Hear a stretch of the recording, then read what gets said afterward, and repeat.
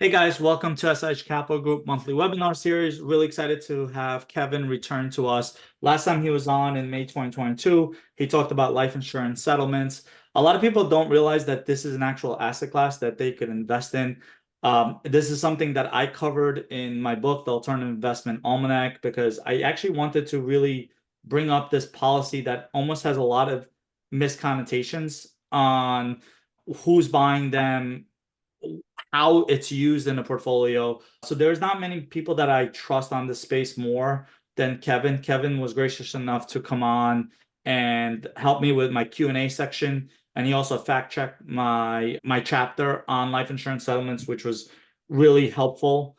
And he came on in May. If anybody who wants to hear Kevin on the May one, you could go on YouTube, SIH Capital Group monthly webinar series. The title is Investing in Life Insurance Settlements with Kevin Nichols. I think he covers the basics on that one. Today, we're going to talk a little bit more about the basics, but also how things have changed since 2022. Since then, the interest rates have doubled, if not tripled, in that time period. Also, a lot of alternative investments have gotten into trouble, whether or not it's in the multifamily space because of the rising interest rates and by having variable loans on it. But there's also a large segment of creative cash flow deals that I call creative cash flows, where they promised really high cash flow in the early years and tax benefits. Some of those deals turned out to be Ponzi schemes. So it's really good to have Kevin back on because his asset class, I think he would say, is not sexy, but it's fundamentally strong.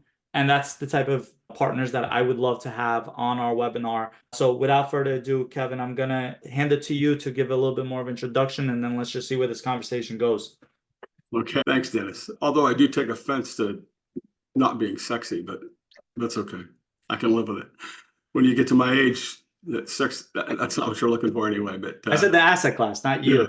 I know. You're a Thanks. great looking guy. Thanks. You really the quintessential difference in what we do and comparing to what has been going on in the last couple of years, the cost of borrowing has essentially tripled. If you look at cost of borrowing for car payments, for houses, it has essentially tripled.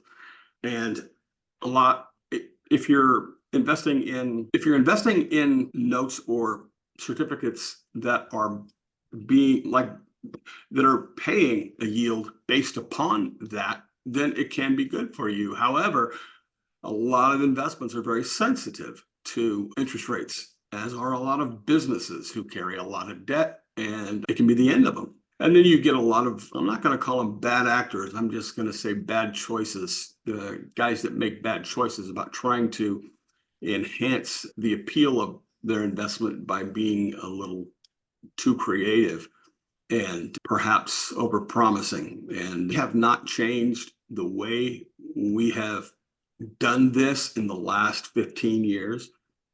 Our memorandum of private placement, every time we review it and update it for a new fund, all we're doing is changing the names and the dates. We don't change anything because we'd rather underpromise and overdeliver. And this is not a sexy investment at all. And I tell a lot of people, if you're looking for sexy, look for something else. If you're looking for something that has predictable cash flow, income, there are a lot of other good investments out there. I think you've got some. If you're looking for something where your corpus, your principal is guaranteed by America's best, by A or better rated life insurance companies, then this is a great investment. I think that's why it was funny. Before we came on the air, we were talking about Warren Buffett and Charlie Munger, and I have my appreciation for Warren Buffett is very high. It's great because he doesn't go for flashy. He's not a day trader type of a guy. He buys quality companies that are going to grow, they're going to build, that are predictable. He's also a huge player in the insurance business. He owns several. He owns a Geico, or at least the majority stake. He owns Fireman's Fund. There's another life insurance company up in the Pacific Northwest. He's a huge player in it. And as such, he's also an enormous player in the life settlement business. And not only he individually, but also Berkshire Hathaway. Things get tough. That's where everybody looks, come to the life insurance companies, and because they're safe. And like I said, since 1845, no B plus or better rated life insurance company has ever failed to pay a death benefit. So it's a very safe investment. It's a very boring investment. And for Some investors, when they're accustomed to having to get in and look and touch, this really isn't it. We buy policies. This sounds morbid. We buy policies, we wait for people to die. That's it. And in the interim, we make the premium payments, we manage the policies. Nothing really we can do to enhance how quickly people pass. We can't guess any better. We use all of the best information that we have access to. We use the CDC's actuarial department. They have a subscription agreement, and we participate in that. We use what's called the VBT tables, which are the valuation basic tables, which are put out by the insurance industry, which is a subset of the CDC's actuarial department, except that the people are insurable, therefore they're going to have longer life expectancies. Ergo, it's a more conservative estimate. And so we use those along with a couple of life settlement or life expectancy providers when we try and determine feasibility of purchasing a policy or whether to pass on it. But it's been a very good business for us, and we do it the same way we've been doing it all along. Our fees are very low. I talked to an investor, ended up investing quite a large amount, who was a dentist, who said they went to a real flashy presentation and somebody in the life settlement space, and he said they were getting 20% on the back end. And I thought, man, how are you ever even going to get your money back when that's the case? And man, it's just sad. But you're right. People get real creative when things get tough, and that's not always good for the consumer. So. Got it. And Kevin, I know we went over in detail in our last webinar on what exactly life insurance settlement is. Do you want to just briefly, 30-second type of thing? Yeah. What is an actual life insurance? What the asset itself, what is it? Yeah. So a life insurance settlement is someone owns a life insurance policy, and it can be whole life, term life, or universal life. It can even be variable life. We only purchase universal life. We don't purchase any variable life policies. We seldom purchase whole life policies because the premium burden is simply too high. But essentially what happens is you get someone who's older, who's in their late 70s, early 80s, into their 90s. They no longer need the policy, or they can't afford it, or it was only in place for protection of their estate. And so it doesn't have any cash value, or it has cash value and will pay them more than their cash value. So they want to sell it so they can alleviate that burden. And so we will buy the policy from them. We'll try and make a best guess as to how long we're going to have to hold the policy based on the information we have from the actuarial departments. We combine that with the life expectancy estimates that we get completed, and we'll buy the policy. And then we make the premium payments until the policy matures. In other words, until the people pass. And then we collect the death benefit, and it's distributed directly to the investors. We don't ever touch the money. The investors' money. We don't even have access to people's money. A good friend of mine used to say, it's hard to get in trouble if you can't touch the money. And we've always held that stance, and we've always had that in place. We pay Bank of Utah in advance for every fund. For escrow services, they handle all of the policies. Like I said, it's pretty boring. When we have a raise, we typically will deploy about 55 to 60% of the capital that we raise in purchasing the policies. The remainder is held in reserve in cash. It's not invested, but it's held in reserve in cash at Bank of Utah for paying premiums. Typically, we like to say a fund can run about 10 years or so. People will start to see distributions probably after about year 5. The money goes right back to the account from which it came. If it's a cash investment, then we will wire the money directly back to whatever bank they want. But most investments in our funds are through self-directed 401ks, IRAs, Roth IRAs. And so the money goes from our custodian, which is Bank of Utah, directly to the IRA custodian on behalf of the investor. And that's it. Pretty cut and dry. Kevin, so I want to bring a couple things that are really important to highlight. And I think it's more important now to highlight than ever before, because since 2022, last time we spoke, there's been a couple of Ponzi schemes that hit our industry. Mm-hmm. And I wrote an article for Left Field Investors about some of the things, because I've been a victim to a Ponzi scheme. And once you've been a victim to it, it hits you hard. And I'm also really big believer of Ray Dalio's principles. And the trick to learning from your mistakes is actually figuring out that there's always something to learn from a mistake. And even though it was out of my hands, a Ponzi scheme is a Ponzi scheme. There, Yeah. you can look back at it and you could say, hey, what do I learn? What is bad? So a couple of things that I've learned from that experience was that I'm very weary of evergreen funds. And it's not to say that evergreen fund is bad. It's just when cash is coming in and out, then like you said, it's really hard to get into trouble when it's an evergreen. So I love Yeah. the fact that you guys have a very specific 10-year timeline. You guys raise for that 10-year timeline. And it's not like in year 3, you're going to go out and raise another batch for that exact fund. You're just going to do a new fund. So Yes. one thing I wanted to highlight is some of the differences that I love about your strategy versus some of the things that I learned from my past. The other really big one is that, and I know this makes it super hard for you sometimes to raise capital, is that investors tend to have really poor delayed gratification and they want to see returns right away. And what I've learned from my Ponzi schemes that have really burned an image in my hole is that first, be very weary when there's too much cash coming back to you too soon because you have to actually use common sense. And if I remember the Ponzi scheme I invested in, almost guaranteed a 10% return up front, but then on the back end, they also gave you a 10% on the back end. But the fact is that they guaranteed you the 10 up front, and they actually used the words guaranteed should have been all the red flags I needed because no investment is ever guaranteed. No. So the fact that you literally say from day one, hey, you're going to have to probably wait 5 years for a cash flow. To Hmm. me, as a conservative investor, that's music to my ears because the last thing I want to hear is that this magical thing because then you're just returning. If you're returning investor monies from day one, what you're really returning is reserves that is needed.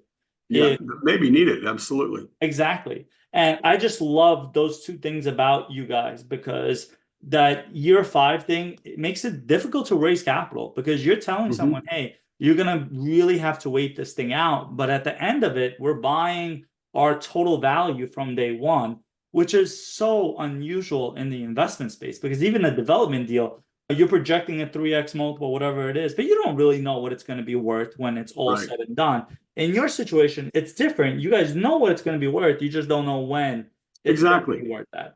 Yeah. We buy our appreciation at a discount is exactly what happens. It's funny you refer to the Ponzi scheme that you fell victim to. It's called a confidence game. And let's say if you were playing pool with somebody and they said, hey, let's play for $10 and you play them for $10 and you beat them. And then now you're feeling confident. And then they say, let's play again for another 10. Okay. And you beat them again. And then they say, let's play for $100 a game. And so you play again and they clean your clock. And you look at what happened. And what happened is you got greedy. This is bottom line. I forget who it was that said. Somebody said it was Albert Einstein, but there used to be a saying in sales about there are two things that motivate people: hope of gain and fear of loss. And fear of loss was stronger, and I believe that's true. But I think it was Albert Einstein who said there are three things that motivate people: hope of gain, fear of loss, and greed is clearly it's got the longest tentacles and it pulls the hardest. But I hate to see when other funds or other alternative investments go sideways, whether it's because of mismanagement or because of outright fraud, because it pulls everybody down. It really does. And it's hard enough to try and figure out who are the good guys and who are the guys that are trying to scam you. And when that happens and it's well publicized, there are no winners. There are no winners in that. Yeah, and it's funny. There's one of these. I really love this British show that I watch sometimes. It's called Hustle, and it's a very long con, and they call it convincer. And that early Mhm. return of cash flow is actually your convincer because that's when you lull to sleep because you're looking at well. And I know there's a bigger name syndication that we both know of that had something like a 25% return of capital year one, right? Really? And it was almost like a scientific investment, and it was related to the oil and gas space. And so many people didn't even understand what the investment was. However, what they saw, and this is where, unfortunately, if you're going to call it Jack by its colors, is that they saw the 25% return of capital and they didn't see anything else. They didn't see that, hey, they didn't really understand the business model, or they're not really doing the proper due diligence and all of that stuff. It's so incredible sometimes to see how, hey, throw this convincer out there and all of a sudden people's common sense goes out the window. Because here's the question you need to ask yourself. If they're returning 25% of capital in year one, why do they need to raise money from investors? If it was that good, Is that good? Yeah. if it was that good, if it was that good, you would have no trouble. I think it's akin to, well, let me say this first of all. When we take on a new investor, we send them a copy of the memorandum of private placement. It's literally a book, but it says everything in it. It's got the operating agreement. It says what we do, how we do it, why we do it, what we're looking for, what the target is, what we can and cannot do. And you know what? 1 in 20 investors read it. Yep. Which blows my mind. I just don't get it. If you try, there are always people out there who are trying to take advantage of people. And I think there's a special place in hell for them, personally. And being a Christian, I also believe sometimes when people go to church and they go in and they sit down in that pew, they check their common sense at the door and they just buy into anything that gets spewed from that pulpit. And that's sad. It's as though we have lost the ability to critically think. And that's something that really is sad about our society. But I don't know. I don't know if there's an answer, Dennis. I really don't. There isn't. And you know what? The point is, we need to get the message out, because we've been in an environment for the last 2, 3, 4 years where we've talked to investors, and our projected returns on our individual investments have always been lower, because I come from a school of thought. One of my mentors has always taught me, like, you target 13 to 15% annual returns. You beat it, great.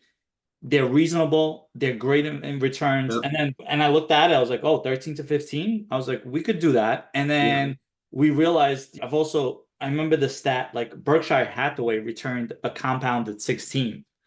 So it's almost, if you're only 2, 3, 4% away from that, and you could create a very loyal investor base, you could do fine in this space. Because if they keep reinvesting with you because you're conservative and you're not overpromising, you can build a lot of people their legacies. And that, at the end of the day, that's our job, right? As fund managers, our job is to make other people wealthy and not fear for their loss of capital.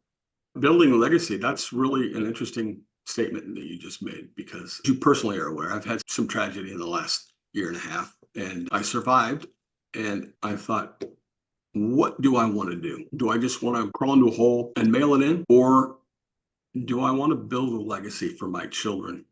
There's a line from a Bruce Willis movie, I forget which one it was, where a lady looks at him and goes, what's going to be left after you die that's not monetary? And legacy can take many forms, but I want it to be like the phoenix rising from the ashes. And personally, not professionally, our business is fine, but carry on, struggle, but carry on, and leave that as my legacy. And legacy is something that is so important. And that is our job. You're right. That's what we're doing, is we have to help people, families, men, women, build their legacy and leave a legacy. Yeah. It's so unflashy, but that's what people forget. And we've done partnerships, for the most part, knock on wood. Our partnerships have been extraordinarily successful till this point. But we've had 1 or 2 partnerships where, the partner that we partnered with did not have that same viewpoint on what value is the investor to the business plan. And they didn't understand. And we brought the capital into the deal. And there were times where we almost operate with the model of, like, investor first. It's not even a question, right? When I left my government job to do this full time, I was financially free at that point.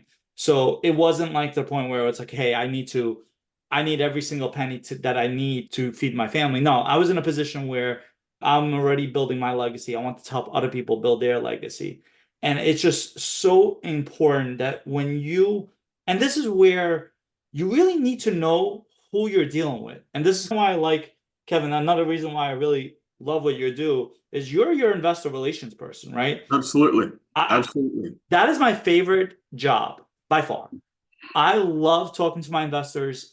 They're my family. Like I love to get to know more and more. And some investors don't want that. Some investors literally just want to diversify their portfolio, invest, and move on, and that's fine. But then there's Sure. some investors where I know everything about them. They know everything about me, and I know I'm their steward. And at the end of the day, it's investor first. And Yeah. you don't get that from an investor relations person. No. Everybody that wants to invest in our fund has to come through me. And I don't mean through me like a gatekeeper, but you literally have to talk to me because we don't allow anybody to sell our fund. Some people can refer us clients, but we have to make the decision whether this is right for you as an investor or not, and whether or not we want you as an investor. And believe it or not, we have turned away investors because we just didn't need a burr in our saddle like that. But yeah, you're right. Everything begins and ends at this desk. And that's another thing I learned from that Ponzi scheme is that I never knew who was in charge. And because I didn't know that, the culture stems from you, right? You have a Yeah. small knit. I think one similarity between SIH and Penumbra is SIH is basically three principals, and it's all our equity principals. One runs our property management division. And then we have some actual mains workers and managers. But at the end of the day, there's three principals, and there's no investor relations person, there's no middle. So it's not like you're going to meet someone there and they're going to give you a false image of SIH. The only people you're going to meet is a principal of SIH, and that will tell you everything you need to know about SIH. Versus, hey, I'm gonna meet investor relations for company A, and they've been there for 6 months. They get to talk to the CEO once a month. Like, what are you really getting out of that? You don't know if the CEO drives a Lamborghini, has three ex-wives, and all of that stuff. That's important. That Yeah. is actually the stuff that makes the returns. It's not what the projected returns are. It is the culture, it is the ethos of Yep. everybody in that organization going for a single purpose, and that single purpose is to make their investors money. You look at the integrity of the man, you will see the integrity of the fund. Yeah, exactly.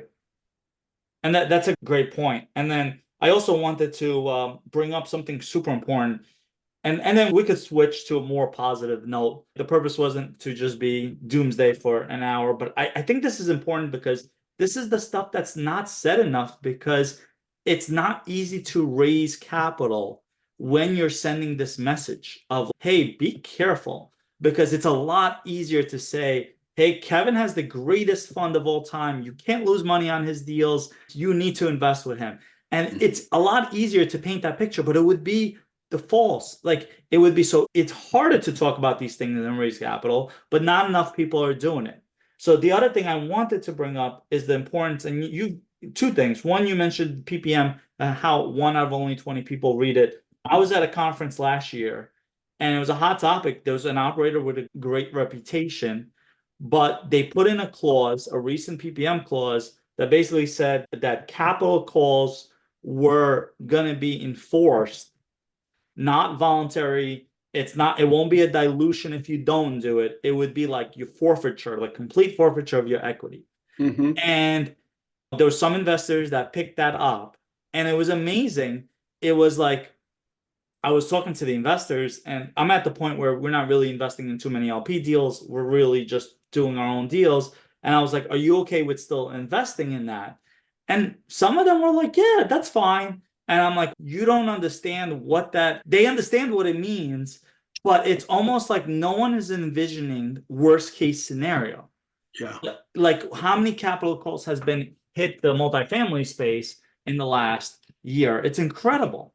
And to be forced to do a capital, what if you just don't have liquidity at that current moment or anything Yeah. like that? So I think reading that PPM and understanding what happens when an investment might go bad is super important. And then the last thing I want to mention is that I'm amazed in this space of how many investors don't learn from other people's mistakes. It is almost like I could talk about a Ponzi scheme, and then someone will listen to it and they'll be like, oh, okay, but that can't ever happen to me, and go invest in a deal that has all the same characteristics. Because until it personally affects you, That's when they learn. And it was Yeah. amazing because I was at a conference last year and I was like, look, I'm being careful. My income fund is no longer going to be investing in a lot of these creative cash flow deals. We're diluting. We went strictly to private lending of hard assets backed by collateral, and we did equity in our own deals. And that's basically it. And we diverged so much stuff. And then we were almost made fun of because there were other investments that had these sketchier return distributions, but they had double the IRR. So what luck did I have investing and raising Yeah. capital at those points? So those are the things I wanted to get out there. The importance of actually reading your PPM, and then B, don't like learning from other people's mistakes is just so much more easier than learning from your own. It's human nature. Sadly, we have to experience ourselves, and that can be very costly. But if I tell people, look, this is like eating fish, investing, and that is eat the meat, spit out the bones. So you don't want to swallow any bones. They're painful. We do it. Our intention is to a good yield for our clients to make the best possible decisions. We're family, and my daughter is here in the office. She runs the inside. My business partner, Jim, we've been together 15 years. We were one of the first companies to actually put together a PPM for a fund like this. And there have been a lot of companies that have come and a lot of companies that have gone. And try and keep things the same. We don't, there's no flash. We don't try and overpromise. Expectations are everything. And I've told people, look, even though you'll probably start there will be policies in our funds that will mature. Every fund has had policies that have matured inside the first year. People then say their eyes get bigger. Oh, great. Well, no, here's the thing. That happens, but sometimes it doesn't happen. There will be policies that'll mature early. There will be policies that will mature late. So what we want to do is we want to make this easy. So if you're an investor in my fund or our funds, if you absolutely know that you're going to need the money inside of 10 years, don't put it here. Don't invest it, okay? Because there's no liquidity and there's no cash flow guaranteed, okay? But you will start to see returns, or you will start to see distributions in probably year 4 or 5. Any distributions that occur early, that money will be used, held in reserve at Bank of Utah. Again, we don't touch it. We can't touch it. It will be held to replenish the premium reserve account, because it's if you have real estate, if you had several parcels of land, and yeah, it's great they just sit there, but you also have to pay the taxes. You don't pay the taxes, you lose the asset. In our case, the policies are the asset. And so we have to make sure that those are protected by making sure that the premium payments are made on time. No, great. And Kevin, how are you guys different than the other insurance settlement companies out there? Sure. Mainly it's in the cost, and in the cost is one way. Structure is another way. There are some companies, when you invest with us, this is truly a pooled asset. So we put together a closed-end fund, and say we don't raise a ton of money. Say we raise $10 million. We'll go out and we'll deploy that capital into the market, and we will try and look for death benefit in the range of, say, $35 to $40 million. So that's about a 3.5 to 4 equity multiplier on our money. All right. Now, but we don't spend all 10 million to buy those policies. We only spend 5.5 to 6 million, because the remainder is held in cash at the Bank of Utah. So that's one thing. So every investor owns a pro rata share of every single policy. It's a pooled investment. Some companies out there they will sell you a policy. Okay, that's great. But having one policy can be quite a jackpot. What if that one person doesn't die in time? There's no protection. Additionally, some companies do what's called fractionalized life settlements, and we used to have to purchase those because that was available to us. But when you do that, you've got someone who's a packager, and they're taking a lot of the yield for themselves. Additionally, you're only limited to investing in 4, 5, 6 policies. Typically, most of our funds have anywhere from 30 to 50 policies in them. Some have had as many as 600, but it depends on the size of the fund, depends on what's out there for us to purchase at the time. But we only purchase policies from American insurance companies who on American lives. We're not interested in having to chase somebody all across the world to find out if they passed or not, because they're not here. And it's just worked out beautifully for us. Kevin, the 4.5 million, because you said, let's say you buy $10 million worth of Mhm. policies, but you're only really buying six, and then you have 4 or 5 in reserves. When they sit at Bank of Utah, are they earning interest, Yeah, or they are. They are. is it like money market rates, or is it Yeah, it's essentially nothing, but yes, it does earn something. Yes. okay? Gotcha. And then in terms of your buy box, I think the last time we spoke, you had a very specific buy box. Is that different than other insurance settlement companies on their buy Probably, boxes? yeah.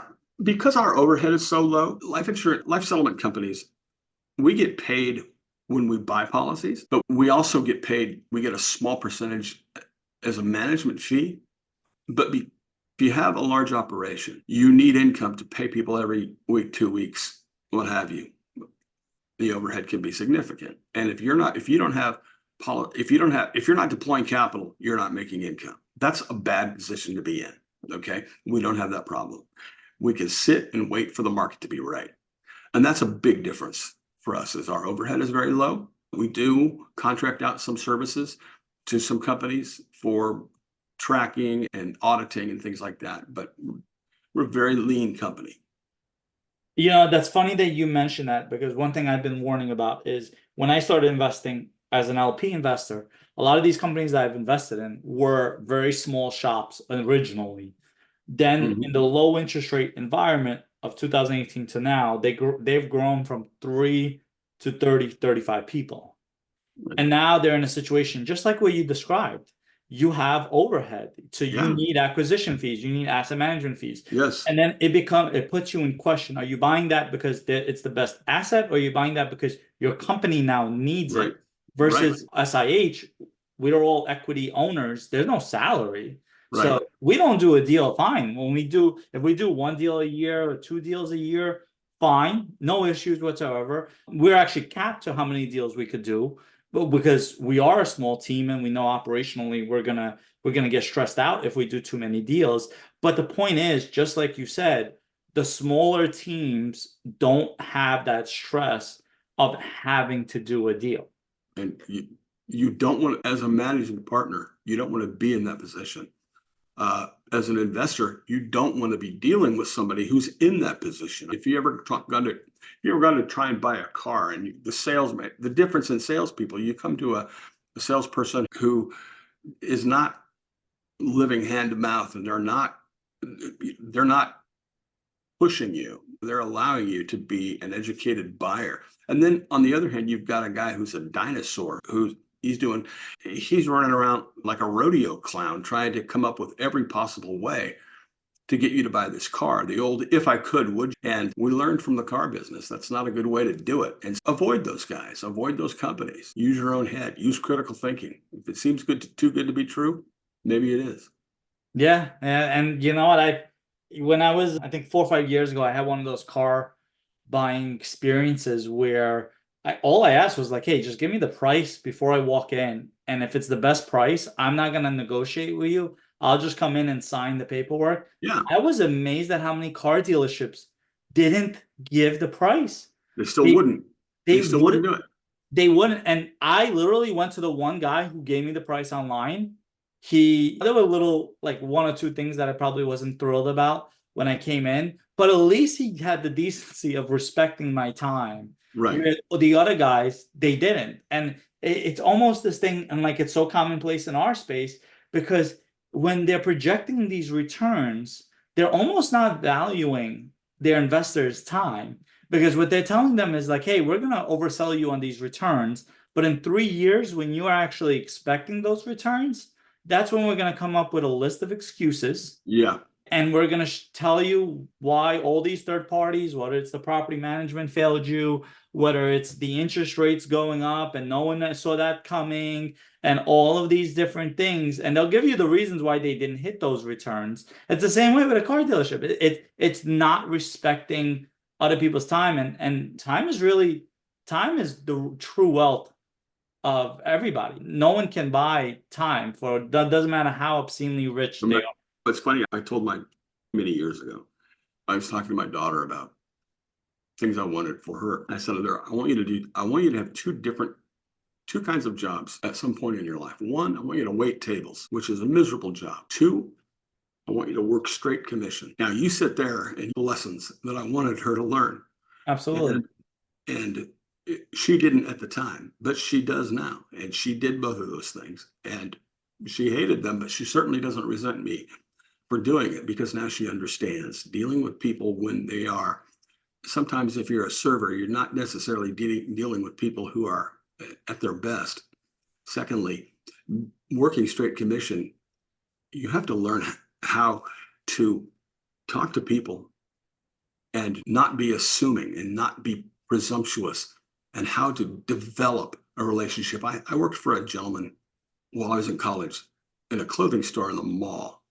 And he said to me, I'm not going to use the accent that I usually use when I tell this story. He said, you're a good salesperson, but sometimes you take too long. And when a customer comes in the door, you have 10, maybe 15 seconds to determine whether a customer likes a joke or he doesn't like jokes. If he likes a joke, you go ahead and joke. If he no like joke, you no joke. And that I've always remembered that. You have to be able to read people and meet them where they're at. But where they're at isn't always in a good place, but they have a need, and it's your job to serve their need. That's great advice. And it's funny you mentioned that is it's almost like the people in our space who become operators. And Hmm. then you're like, what's your background? And they're like, I went to a training program.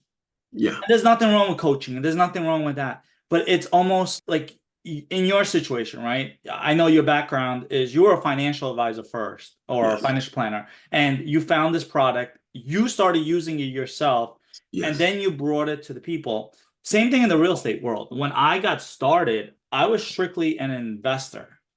I wasn't an operator. And I realized from my interactions with the other operators saying, okay, this is too little communication. This is too much communication. This is turning out to be a bad deal. This is turning out to be a great deal. What's the differences? And years of this Yeah. going back and forth, like waiting the table. And then Hmm. I felt, even then, when I got into the operational world, I started with joint ventures where I wasn't really the one in charge. I just really got to sit in the passenger seat and just learn what's going on. And you get to that point, and it's almost like you talk to a college kid, and I'm like, "What do you want to do?" He's, "Oh, I want to be an entrepreneur." You're like, "Okay, why?" And "Oh, I want freedom of this and this." I'm like, "Did you work a W-2? Do you know what it's like to be miserable at your W-2? Because if you don't, you're gonna be quitting the first chance you get when that entrepreneurship venture goes bad. Because if Yes. you don't know what it is to bring a drink to a drunk table and where they're cursing and this and that and treating you with such disrespect and you got to hold your tongue because that's part of your job, Yes. then don't go out and open up your own restaurant." Beautiful. Yeah, So, exactly. and it's amazing how these lessons transcend to investing and all of this stuff. It is such great advice. And when you talk about legacy, and we got into, I know we have a mutual contact, MC Lauscher, and he talks Hmm. about family office and estate planning. That's what I think we're missing in our society is like people think like you just need to gift your kids stuff or you just need them to get the largest possible inheritance for them to love you. But that's not a legacy. No. That is a one-sided not thinking of. And I've had this issues with my estate attorney because I had to go through a couple of them now because they are very like cookie cutter. Their goal is like, oh, how do we leave the most money to our kids? I was like, I don't want to leave any money to my kids. I want to leave them opportunity. I There want you them go. to have access to capital, but in a responsible way where they Yes. have to pay it back to the family trust. That's what I want. And what did there's that saying, it says, every rich person has the struggle of teaching their kids how to be rich, but without the hardships that they faced. Yeah. It's something, I know I butchered it, but all of this stuff is super, super important. And it almost ties in the investors that have learned this lesson. Those are the investors that are gonna be attracted to investments like life insurance settlements when it's done a slow cooker type of way, right? Or how we do it at SIH where we project 10-year holds. Because people don't understand when you project 10-year holds, it's really hard to get a high IRR Sure. Yeah. because of the value of time. So Uh-huh. if you're an extending hold, then the probability of a higher IRR goes down substantially. But investors, unfortunately, they get blinded that it's those lessons. They just don't want to learn those lessons for themselves. Yeah. It's greed, and it's not wanting to do the work and not wanting to put in the time. Yeah, it doesn't say very many good things about our society today. Sure. No, So, I agree wholeheartedly. And that show Hustle, they also had a line, you can't con an honest person. And uh, in our greed, when we looked at like my greed, and I'll say this, my Ponzi scheme, when I invested in, I was greedy at the time because I had my red flags, I had my suspicions, I convinced myself into it, but at that moment that I pulled the trigger on that deal, I was greedy. And those numbers clearly were not honest numbers, and it still fell for it.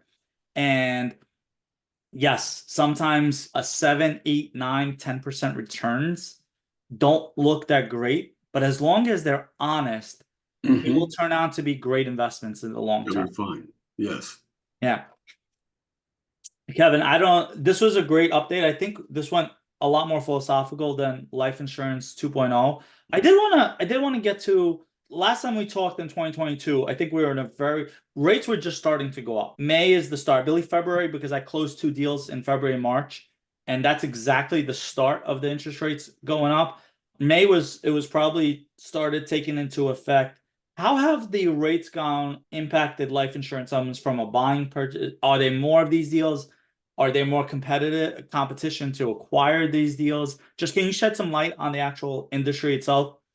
I- Interest rates don't have, from the standpoint of us purchasing policies, there's not a whole lot of bearing. It doesn't have very much of an effect, or at least a negative effect. However, from an investment standpoint, if people can make 8% on their money investing with zero risk from government-backed securities or notes, they'd be crazy not to. People just need to be aware, not beware, but be aware of what they're doing. And I think if you look hard and you look at what the very wealthy people are doing, Warren Buffett, the Gates family, they invest in this asset class because it's safe, because it can be predictable, but the return of their money, all of their money, is guaranteed by the strongest financial institutions in the world. If you took the top 10 insurance companies in this country and you compared them to the top 10 banks, and you think, who are the strongest? It's not even close. The insurance companies are the most well managed, most conservative, and the most stable institutions in the world. We don't lose sleep at night worrying about whether or not we're going to get our money. But Kevin, just to wrap it up, I want to be respectful of your time. We're already over the hour. Any last parting thoughts, and then I'll let you people that want to reach out to you. What's the best place? Sure. If they want to reach out to me, they can email me at kevin@penumbrasolutions.com, or they can call me on the phone, area code 817-479-9770. I'm happy to talk to any potential investor, or people just want. I had a company call me and ask me if I would help manage their portfolio that they had purchased from another entity who went sideways. And I said, no, I don't have time and I'm not interested, but I'd be happy to give you my input. If you would just want to talk about it, give me a call. I'm more than happy to chat. Kevin, I appreciate you being graceful with your times. It's As my pleasure, always, Dennis. hopefully have you on again in the next Yeah, year or two. Always much respect. Thank you, Kevin. look forward to it. Thanks again, Dennis.